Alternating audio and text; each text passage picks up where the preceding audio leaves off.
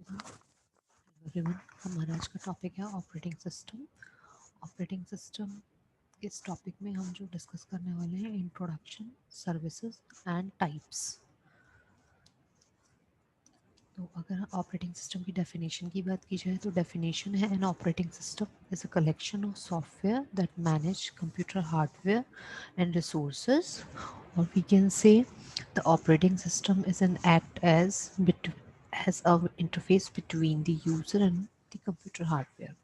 Basically क्या है कि हमारी जो भी हमारा हार्डवेयर है जिस पे हम वर्क कर रहे हैं, हमारा लैपटॉप है या हमारा कंप्यूटर है, तो इसके जो भी हार्डवेयर हैं लाइक कीबोर्ड या माउस या हमारा मॉनिटर, अगर हम एंड यूज़र इसको यूज़ करना चाहते हैं तो विदाउट ऑपरेटिंग सिस्टम ये पॉसिबल नहीं है।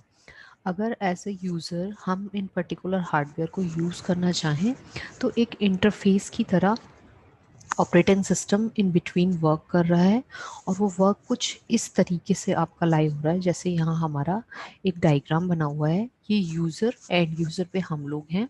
एप्लीकेशन सॉफ्टवेयर दैट मीन्स हम जो भी एप्लीकेशन यूज़ कर रहे हैं, चाहे वो हमारा व्हाट्सएप हो गया, फेसबुक हो गया, या हमारा कोई भी अदर सॉफ्टवेयर हो गया जिसे हम यूज़ करना चाहते हैं, तो ऑपरेटिंग सिस्टम बेसिकली क्या कर रहा है, यहाँ पे एक इंटरफेस की तरह वर्क कर रहा है। और ये इंटरफेस किस किस के बीच में है, हार्डवेयर और ये पर्टिकुलर जो आपका सॉफ्टवेयर है। तो हम कह सकते हैं कि एक इंटरफेस है सॉफ्टवेयर और हार्डवेयर के बीच में, या फिर यूज़र और हार्डवेयर। हम जो हार्डवेयर यूज़ कर रहे हैं, जो अगर हम कीबोर्ड यूज़ कर रहे हैं या हम मॉनिटर को यूज़ कर रहे हैं, तो एंड यूज़र इस पर्टिकुलर हार्डवेयर को कैसे यूज़ कर पा रहा है, with the help of operating system. एक और पॉइंट यहाँ पे बहुत रहता है, ये जो लाइन है ये आप लोगों ने कई बार पढ़ी होगी, without a computer operating system a computer would be a useless और अ बैर मशीन। मतलब एक तरीके से एक यूजलेस पीस है अगर हम ऑपरेटिंग सिस्टम को यहाँ से अलग कर दें। नेक्स्ट हम आगे चलते हैं कि इसी में जो एक पॉइंट ऐड होता है, फंक्शनैलिटी। इसी चीज़ को यूनिवर्सिटी में कई तरीके से क्वेश्चन आता है। या तो वो क्वेश्चन आपसे प्लॉट कर सकता है फंक्शनैलिटी ऑफ ऑपरेटिंग सिस्टम, या फिर services of operating system, and third type is why we use operating system. तो जहाँ भी किसी भी पर्टिकुलर टॉपिक में अगर वाई की बात आती है तो हमें कुछ पॉइंट्स हैं जो हमें डिस्कस करने हैं कि ऐसी कौन सी नेसेसरी है या ऐसा कौन सा नीड है कि हमें ऑपरेटिंग सिस्टम की ज़रूरत पड़ रही है, या ऑपरेटिंग सिस्टम क्या सर्विस हमें प्रोवाइड कर रहा है। तो कुछ सर्विसेज हैं जो मैंने यहाँ पे आपके साथ शेयर की हैं। Number one is process management, memory management, file management, device management, security, job accounting, secondary storage management, networking and coordination between other softwares.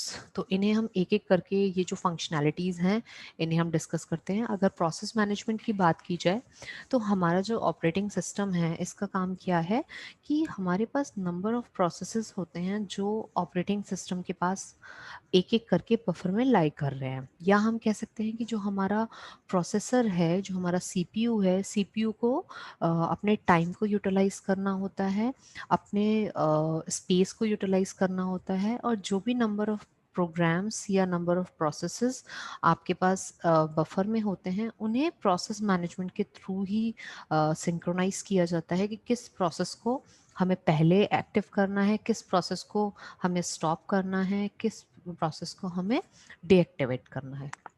दूसरा टर्म हम यहाँ देख पा रहे हैं मेमोरी मैनेजमेंट। मेमोरी मैनेजमेंट का क्या मतलब है कि जो हमारी प्राइमरी मेमोरी है या सेकेंडरी मेमोरी है उसको किस तरीके से यूज़ करना है। दैट मीन्स कि किस प्रोसेस को पर्टिकुलर सेकेंडरी मेमोरी में कौन सा मेमोरी स्पेस एलोकेट किया जाएगा, कब कौन सी मेमोरी को रिलीज किया जाएगा, कब किस मेमोरी को एलोकेट किया जाएगा या डी एलोकेट किया जाएगा। तो ये जो भी मेमोरी रिलेटेड मैनेजमेंट होता है ये भी आपके ऑपरेटिंग सिस्टम का ही पार्ट है। अगर फाइल मैनेजमेंट की बात की जाए तो हम सभी जानते हैं कि फास्टेस्ट और सिंपलेस्ट नेविगेशन जो होता है किसी भी फाइल सिस्टम का वो होता है ऑर्गेनाइजेशन ऑफ डायरेक्टरी। हम क्या करें कि कोई भी अगर हमारे पास पर्टिकुलर फाइल है तो उसको डायरेक्टरी में हम कन्वर्ट कर देते हैं, जिससे उसकी जो ऑर्गेनाइजेशन होती है, चाहे स्टोरेज की बात कीजिए, चाहे रिट्रीवल की बात कीजिए या शेयरिंग की, वो ईजी हो जाती है। नेक्स्ट अगर बात की जाए डिवाइस मैनेजमेंट की, तो ऑपरेटिंग सिस्टम का ही टास्क होता है allocation and D allocation of different devices. कब किस डिवाइस को किसको एलोकेट करना है, किसके लिए डी एलोकेट करना है, ये सारा जो वर्क होता है ये भी ऑपरेटिंग सिस्टम का होता है। अगर सेकेंडरी स्टोरेज मैनेजमेंट की बात करें तो again operating system is responsible for secondary storage management. जो हमारी वेरियस लेवल पे जो हमारी स्टोरेज है उसी को क्या करता है, मैनेज करता है कि कौन सी मेमोरी को आपकी एलोकेट करना है, किसे डीएलोकेट करना है, या different type of level like your primary storage, secondary and cache and so on. Security की बात की जाए तो जो भी प्रिवेंशन है अनऑथराइज एक्सेस से या थ्रीट से, उस पर वर्क कौन करता है, उसके लिए रिस्पॉन्सिबल कौन है, अगेन आपका operating system. Coordination between other software and user, तो अगर यहाँ बात की जाए तो जितने भी हमारे नंबर ऑफ सॉफ्टवेयर्स हैं, जितने भी नंबर ऑफ यूजर हैं, उनके बीच में जो हमारा कोऑर्डिनेशन है वो कौन क्रिएट कर रहा है, again this is the operating system. Networking की बात की जाए तो एट अ टाइम एक ही प्रोसेसर को हमारे डिफरेंट डिफरेंट यूजर क्या कर रहे हैं, अलग अलग मशीन पे अगर कम्युनिकेट कर पा रहे हैं तो with the help of networking. Job accounting की बात की जाए तो ऑपरेटिंग सिस्टम क्या कर रहा है, ये यहाँ पे एक फंक्शन आपको मिल रहा है जिसमें आप डिफरेंट डिफरेंट जॉब्स कब परफॉर्म हुई हैं, क्या टाइमिंग है, क्या रिसोर्सेज हैं, ये सब लॉग आपका जॉब अकाउंटिंग के थ्रू क्रिएट रहता है। अगर एरर डिटेक्टिंग की बात करें तो ऑपरेटिंग सिस्टम ही टाइम टू टाइम चेक करता है कि कोई भी आपका जो सॉफ्टवेयर हैं, एम्बिल्ड सॉफ्टवेयर कह लीजिए, या फिर जो भी हार्डवेयर हैं, उनसे रिलेटेड कोई एरर तो जनरेट नहीं हो रही है। काफ़ी सारी एरर्स को वो अपने आप ही ऑटो करेक्ट करके चेक करके मैसेज के थ्रू या फिर सेल्फ ट्रबल शूटिंग के थ्रू वो उसको क्लियर कर देता है। तो ये आपकी कुछ फंक्शनैलिटीज़ थी जो हमें ऑपरेटिंग सिस्टम के थ्रू जो सर्विसेज हमें मिल रही हैं। एंड नेक्स्ट जो हमारा टॉपिक है, इसी में ही सब टॉपिक, वो है हमारे different type of operating system. तो अगर टाइप की बात की जाए तो 3 टर्मिनोलॉजी हैं जिन टर्मिनोलॉजी पे हमारे ऑपरेटिंग सिस्टम वर्क कर रहे हैं। जैसे जो हमारे 90s इरा के जो कंप्यूटर्स थे वो बेसिक टेक्नोलॉजी पे वर्क करते थे, जिसमें एट अ टाइम एक ही यूज़र प्रोसेसर पे वर्क कर सकता था। दैट मीन्स सिंगल टाइम में एक single user single process work कर सकता था, उन्हें हम कह सकते हैं single user at a time. इसी में ही थोड़ा सा जो आपकी जो जनरेशन थी वो जब आपकी लेवल अप हुई तो नेक्स्ट जो आपके ऑपरेटिंग सिस्टम आए उसमें सिंगल यूज़र एक ही टाइम पे एक मशीन पे एक से ज़्यादा प्रोग्रामिंग कर सकता था, जो आप यहाँ देख पा रहे हैं मल्टी प्रोग्रामिंग। और अगर थर्ड टर्मिनोलॉजी की बात की जाए तो वो टर्मिनोलॉजी थी एट अ टाइम एक ही मशीन पे एक से ज़्यादा यूज़र वर्क कर सकते थे, जिसका एग्जाम्पल है आपका लिनक्स। तो यहाँ कुछ एग्जाम्पल्स हैं, कुछ टाइप्स हैं जिनके बारे में हम डिस्कस कर लेते हैं। सबसे पहले आता है हमारा बैच ऑपरेटिंग सिस्टम। अगर बैच ऑपरेटिंग सिस्टम की बात की जाए तो यूज़र का डायरेक्टली इंट्रैक्शन यहाँ पे बिल्कुल नहीं था, zero interaction. At a time एक ही प्रोसेस पे वर्क किया जाता था। जॉब किस तरीके से क्रिएट होते थे, जो सिमिलर टाइप के आपके प्रोसेस होते थे उन्हें एक प्रोसेस बना के एक कार्ड टेप की तरह ऑपरेटर के थ्रू प्लेस कर दिया जाता था। जितनी देर इस पर्टिकुलर एक वर्क पे कंप्यूटर ऑपरेटर के थ्रू वर्क कर रहा है तब तक आपकी जो मशीन है वो आपकी कोई और फर्दर रिक्वायर जॉब को हैंडल नहीं करेगी। मतलब हम यह कह सकते हैं कि एकदम इंट्रैक्शन आपका ज़ीरो होता है। एक बार इनपुट देने के बाद आप मशीन से तब तक इंट्रैक्ट नहीं कर सकते जब तक कि वो प्रोसेस कंप्लीट ना हो जाए। नेक्स्ट अगर बात की जाए मल्टी प्रोग्रामिंग, जिसके बारे में अभी हमने पहले डिस्कस किया, एग्जाम्पल है आपका विंडोज़। आप क्या कर रहे हैं, एट अ टाइम एक ही टाइम पे आप एक मशीन से एक से ज़्यादा प्रोग्राम को क्या कर रहे हैं, एग्जीक्यूट कर रहे हैं। जैसे कि सपोज करिए आपने अपनी कोई एक्सेल की शीट खोल रखी है, आप साइमल्टेनियसली अपना नेट भी चला रहे हैं, कोई फाइल भी डाउनलोड कर रहे हैं, साथ साथ आपने कोई प्रिंट की कमांड दे रखी है। तो ये किस चीज़ का एग्जाम्पल है, आपका मल्टी प्रोग्रामिंग का। अगर मल्टी प्रोसेसर की बात की जाए तो एक ही कंप्यूटर क्या कर रहा है, एक से ज़्यादा सीपीयू एक टाइम पे यूज़ कर रहा है, वो आपका मल्टी प्रोसेसिंग हो गई, मल्टीटास्किंग की बात की जाए, या हम इसके दूसरे नाम से हम इसे जानते हैं टाइम शेयरिंग। इसका क्या मतलब है, एक ही सीपीयू है और उसके जो उसके रिसोर्सेज हैं, जो कॉमन रिसोर्सेज हैं, उनके लिए टाइम को शेयर कर दिया गया है कि कौन किस टाइम पे किस पर्टिकुलर रिसोर्स को यूज करेगा।